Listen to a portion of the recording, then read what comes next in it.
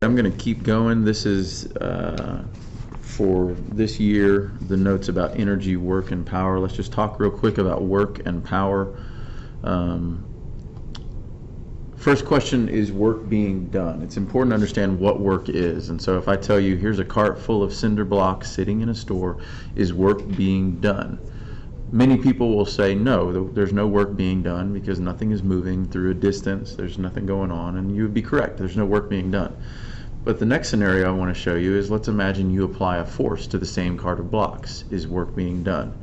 Many people here will say, well, yes, work is being done now. And if I ask them why, they'll say, well, because you've applied a force and you're pushing the cart and it's moving.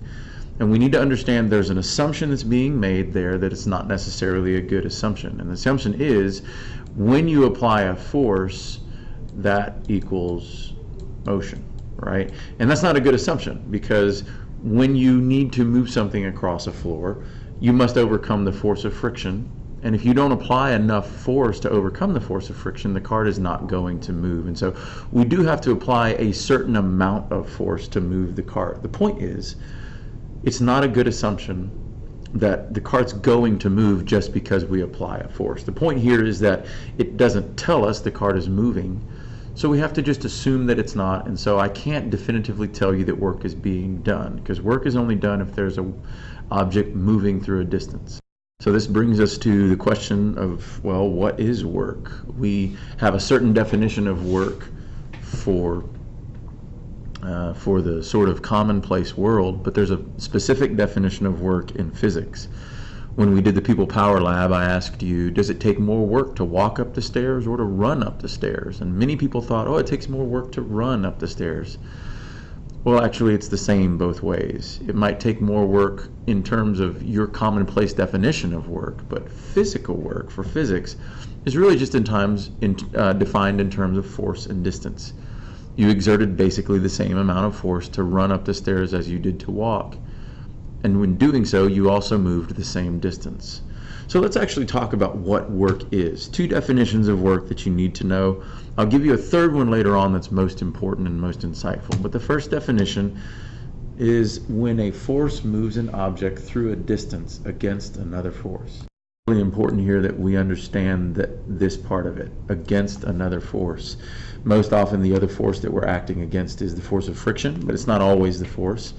But I'm moving, if an object is moving and it moves a certain distance and the force that's causing it to move is working against another force, work is definitely being done. If you're pushing anything across a floor, if you're lifting a weight, you're working against gravity. The example here, pushing a book across a table, work is definitely being done because a force is being used to move an object through a distance against another force. As opposed to, let's imagine we have a rocket coasting through space. There's no work being done here, even though an object is moving. There's distance being covered. But there's no force that's causing this object to move because it's not moving against another force. In space, there's no friction, so an object in motion truly does remain in motion at a constant speed. There's no reason to apply a force to keep it moving. So in this case, it's moving not because work is being done, but it's moving because of inertia. Okay, so there's no work being done if it's coasting. The word coasting means that there's no force being applied to that object. There's no propulsive force. The rocket booster is not firing at all. It's simply just moving because of inertia, on its own inertia. So that's the first definition of work. The second definition of work is perhaps a little more insightful, but it doesn't fit every scenario. Second definition, work is done when a force causes acceleration. Speeding up, slowing down, or changing direction. So we now have these two definitions of work, and we're going to add a third one later on that's even more important. But work is done when a force is moving an object through a distance against another force, and that covers some scenarios. Work is also done when a force causes an object to accelerate, and that covers other scenarios. And both of these together cover all scenarios in which work is involved. So let's talk about some scenarios, because you're going to need to understand when work is done and when it's not being done in certain scenarios. So is work done? Here's the first scenario. A teacher applies a force to a wall and becomes exhausted. Is work being done? Well, the answer is no, work is not being done in this case, and the reason why is because there's no distance that's moved. I'm becoming exhausted. I'm definitely using a lot of energy here. There's probably some biological work that's being done, but there's no physical work because there's no distance that is being covered. Second scenario, book falls off the table and free falls to the ground. In this case, work is being done primarily because of acceleration. When there's free fall going on and a force, gravity in this case, is causing an object to accelerate. So there is work going on because we have acceleration. That's the second definition of work. This one was the first definition, so that's a 2 or a 1. This would be definition number 2. Rocket accelerating through space. You got to be careful about this one because many people read this and go, no, there's no work being done here, because they remember the definition or the example of the rocket I gave before. If the rocket was coasting through space, then no work is being done. But yes, there is work being done here because of definition number 2. We have acceleration going on. So work being done here, check, check. Let me get a check mark here. Work being done here, check, check. Definition 1, definition 2 is acceleration because the rocket boosters are firing at this point. It's causing the rocket to change speed. We got to be careful about number 4. Waiter carries a tray full of meals above his head by one arm across the room. So I want you to think about this one for a second. Is work being done? Well, the answer is yes and no. And depends on what force we're talking about. If we're talking about the force required to support the tray, that force is directed upward, right? And the question is, does that force produce the motion across the room that we see? Well, the answer is no. The velocity is not produced by this force. So in this case, the arm is not doing work. And we're going to talk about another specific reason why in just a second. But actually there is some work being done here because we do have motion across the room, technically against friction. And so there's no work being done by your arm, but there would be work being done by your legs as they're causing your entire body to move. So we got to understand what force are we talking about, what object is exerting that force. Number 4, powerlifting. So this one would be no and yes. Powerlifter lifting 80 kilograms above his head. Yes, there's work being done here because we are exerting a force to move an object through a distance against another force, that being gravity, against the force of gravity. So definition number 1 here. Mover pushing a piano. Yes, work is being done. That's definition number 1. If you're pushing a piano, you're definitely working against another force, more than likely. Assuming the piano is moving. Of course, if it isn't moving, you're not necessarily doing work. Child pulling a dog behind him on the sled. Yes, work is being done because of definition number 1. Moving an object through a distance against another force, in this case, the force of friction. So all of that brings us to the equation for work. This is in the chart. This equation says work equals force times distance. You've already worked with this equation when you did the People Power Lab. And this is really important right here. This goes underneath that equation, and here's the word that goes in the blank. Only forces that are applied parallel to the direction of motion. Parallel means either in the same direction or in the exact opposite direction, right? Those are all parallel lines. So we considered the case of the waiter before. In this case, this force from the waiter's arm is not parallel to the direction of motion. So the arm's force is not producing work. We're only going to consider forces that are applied parallel to the direction of motion. That could be in the same direction or in the opposite direction, because friction can do work as well. We'll get to that later. But here work is measured in joules. Very important to know that. Remember, that's the same as the unit for energy as well.